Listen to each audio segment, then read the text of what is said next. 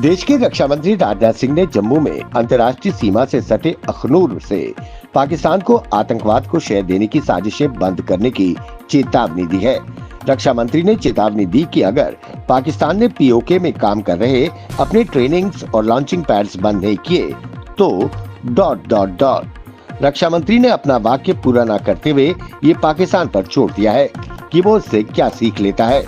रक्षा मंत्री ने कहा कि पाकिस्तान जम्मू कश्मीर में आतंक को शह देने की साजिशों को लगातार जारी रखे हुए है।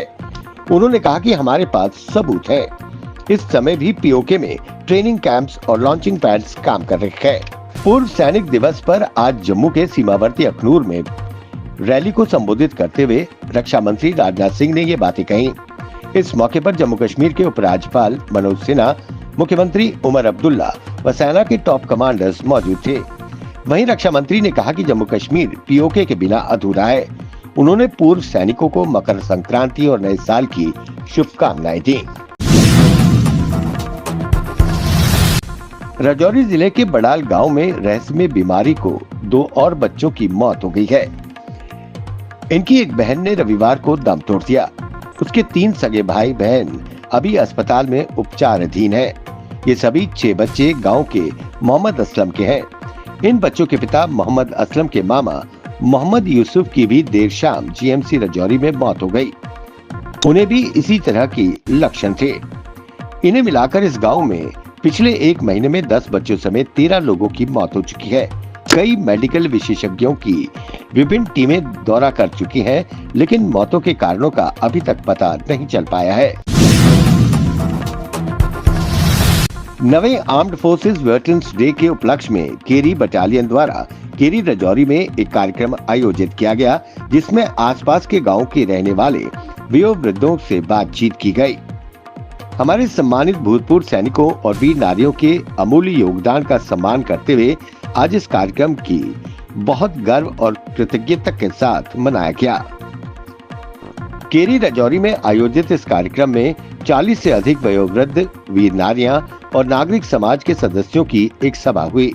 इस कार्यक्रम में भाग लेने युद्ध वयोवृद्धों और वीर नारियों को उनकी वीरता और बलिदान के लिए भारतीय सेना ने सम्मानित किया।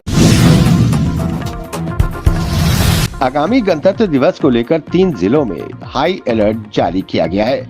3 जिलों की हदें एक दूसरे से जुड़ती हैं। इन जिलों में पिछले साल आतंकी हमले भी हो चुके हैं। ऐसी सूचना है कि आतंकी कठुआ, किश्तवाड़ और रामबन में आतंकी हमला कर सकते हैं। पिछले दिनों डोडा के ऊपरी इलाकों में आतंकियों के 2 समूहों को देखा गया है। इलाके में आतंकियों के 2 ग्रुप्स को देखा गया है। पिछले साल डोडा में 5 सैन्यकर्मी बलिदान हुए थे, जबकि 4 आतंकी मारे गए थे।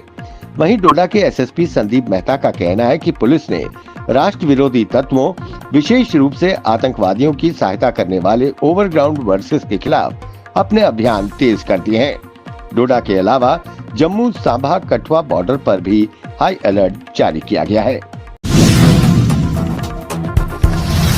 दिल्ली विधानसभा चुनाव के लिए अपनी पहली जनसभा में कांग्रेस नेता राहुल गांधी ने सीलमपुर में एक जनसभा को संबोधित करते हुए आम आदमी पार्टी और केजरीवाल पर जमकर हमला बोला।